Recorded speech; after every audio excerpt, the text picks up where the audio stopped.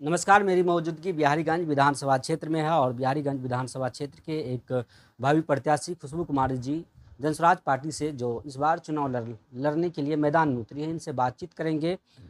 जी, हमारे चैनल में आपका जी, बहुत-बहुत धन्यवाद। बिहार जैसे राज्य में जो जनसुराज पार्टी नए पार्टी है और उभर के सामने आ रही है, तो क्या कुछ बदलाव लाने की कोशिश कर रही है आपकी पार्टी? जी, हमारी पार्टी तो हर हर क्षेत्र में बदलाव लाना चाह रही है और बदलाव का तो पहला ही वो जो आपने पढ़ा होगा कि पहला ही है कि पलायन को रोकना है। हमारी पार्टी जब भी आएगी, सत्ता में आएगी और पलायन को रोकेगी, जो बेरोज़गार हैं उनके लिए रोज़गार की व्यवस्था करेगी।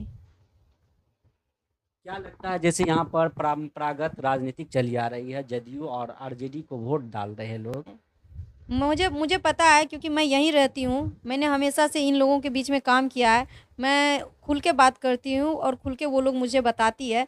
ऐसी कोई भी बात नहीं है कि लोग सिर्फ़ उन समस्याओं में फँसे हुए हैं, आरजेडी, जदयू ही करेंगे। लोग अब उनसे ऊब चुके हैं और लोग बाहर निकलना चाह रहे हैं। उनको रास्ता चाहिए था, रास्ता जनस्वराज दे रही है और वो सब चलेंगे और सिर्फ़ ये अब अफ़वाह है कि लोग आरजेडी और जदयू के सहारे हैं। आप देख लीजिए जितने भी पढ़े लिखे हैं, सबसे बड़ा बात है कि जिधर शिक्षा चलेगी, जिधर शिक्षित चलेंगे, समाज उधर ही चलेगा।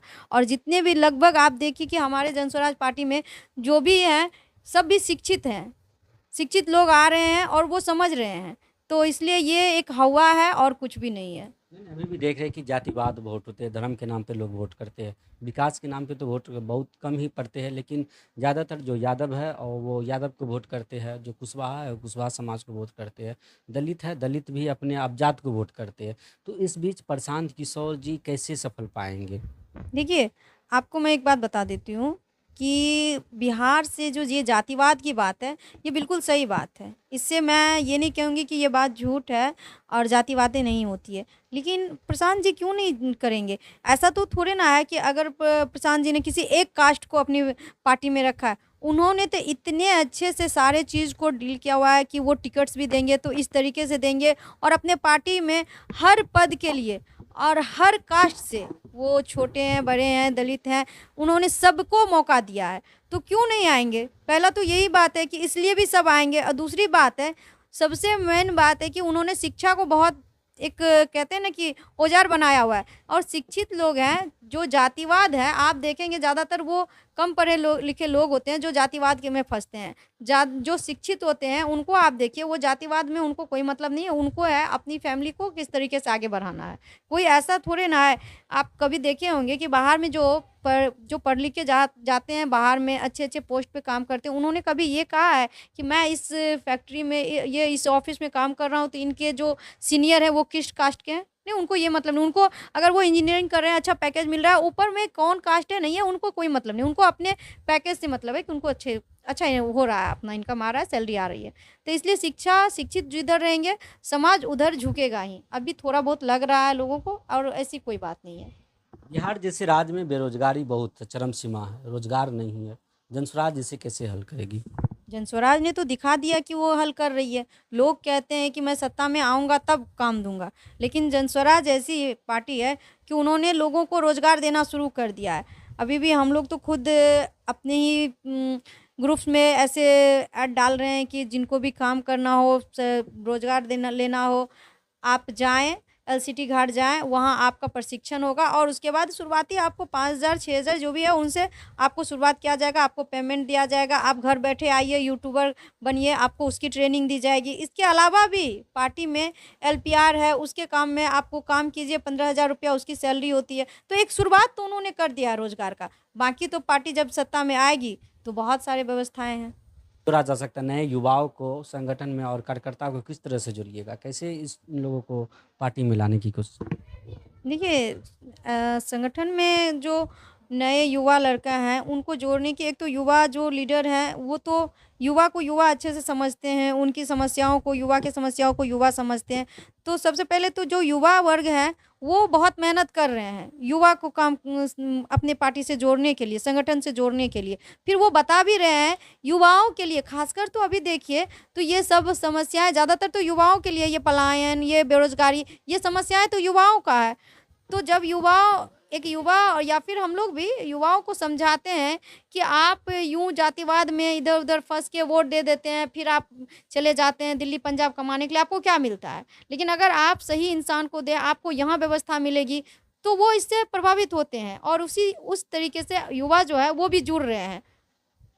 क्या आप किसी राजनीतिक दल से गठबंधन करने की सोच कर रहे हैं, या पार्टी आपकी राजनीतिक दल में गठबंधन कर सकते हैं? नहीं, देखिए हमारी पार्टी किसी राजनीतिक दल से गठबंधन नहीं करेगी। प्रशांत जी का कहना है यूँ तो सरकार हमारी बनेगी ही बनेगी, और अगर ऐसा कुछ होता भी है कि सरकार नहीं बनी तो वो विपक्ष में बैठेंगे, वो किसी से गठबंधन नहीं करेंगे। सोच है कि हम किसी राजनीतिक पार्टी से गठबंधन करके चुनाव लड़ें? नहीं, बिल्कुल सोच नहीं है, हम तो सोच रहे हैं सरकार बनाएँगे, हम क्यों सोचेंगे गठबंधन करेंगे? हमारी सोच है और हम बनाएँगे, हम सरकार बनाएँगे। प्रशांत किशोर बिहार यात्रा पर है, क्यों बिहार यात्रा कर रहे हैं? सीधी-सी बात है, आप जब तक लोगों से मिलेंगे नहीं तो उनको समझेंगे कैसे? हवाबाजी में तो बात होगी नहीं कि हेलीकॉप्टर से उतरे और माइक लगा दिए, 10 भाषण दे दिए, आपको क्या पता चलेगा? आप जब तक लोगों के पास नहीं जाएँगे, उनसे मिलेंगे नहीं। जब प्रशांत जी का एक वीडियो था, वो एक बोरा पे बैठे हुए थे। क्यों बैठे थे? उनको वो जब वो बैठे हैं, तभी तो उनको समझ में आएगा ना कि ये गिट्टी है, यहाँ बोरा है, लोग ऐसे बैठते हैं। फिर ऐसे बैठने के बाद इनकी क्या स्थिति है, इनका खर वाला घर है, एसी नहीं लगा हुआ है, उनको धूप लगेगी, तभी तो उनको समझ में आ रहा है ना कि समस्याएँ हैं, कहाँ-कहाँ है। और वो सिर्फ़ एसी में घूम लेंगे तो थोड़े ना उनको पता चल जाएगा कि समस्या कहाँ है, बिहार में क्या हो रहा है, नहीं हो रहा। तो इसलिए पदयात्रा हो रही है। प्रशांत किशोर जी बिहार बदलाव यात्रा को लेकर लगातार जिला जा रहे हैं और जिला में लोगों से मिल रहे हैं। क्या लगता है चुनाव 2025 की बिहार विधानसभा चुनाव, इसमें कुछ सफलता मिलेंगे? नहीं, कुछ सफलता नहीं मिलेगी, पूरी सफलता मिलेगी। आप कुछ मत बोलिए, हमें पूरा सफलता मिलेगा और हमारी सरकार बनेगी, समझ गए? इसलिए प्रशांत जी जा रहे हैं और हम ही लोग सरकार बनाएँगे और आप लोग को मिठाई खिलाएँगे। पूरा उम्मीद है कि मेरी सरकार बने। बिल्कुल, हमारी सरकार बन चुकी है समझिए। जहाँ देख लीजिए हर वर्ग हमारे साथ है, तो क्यों नहीं सरकार बनेगी? एक मोहर लगना बाकी है, जो आपको वोट के लिए एक मोहर, वो वोट हुआ, वो मिल जाएगा और सरकार बन जाएगी। वरना तो अभी जिधर जाइए जनस्वराज है। कितने सीट जीत रहे हैं? 243, 243 सीट जीत रहे हैं। पूरे 243। चलिए, आप एक महिला है और महिला के प्रति आपकी क्या सोच रहेगी इस विधानसभा, और पूरे बिहार की महिला को क्या संदेश देना चाह रही है आप? मैं तो पूरी बिहार की महिलाओं को कहूँगी कि अब आप अपने घर के लोगों के बात पर आप वोट मत कीजिए। आप महिला हैं, आपको भी भगवान ने दिमाग दिया है, ज्ञान दिया है, और सबसे ज़्यादा समस्या आपको हो रही है पलायन से। जब आपके घर से लोग जा रहे हैं ना बाहर काम करने के लिए, तो दुःख आपको हो रहा है।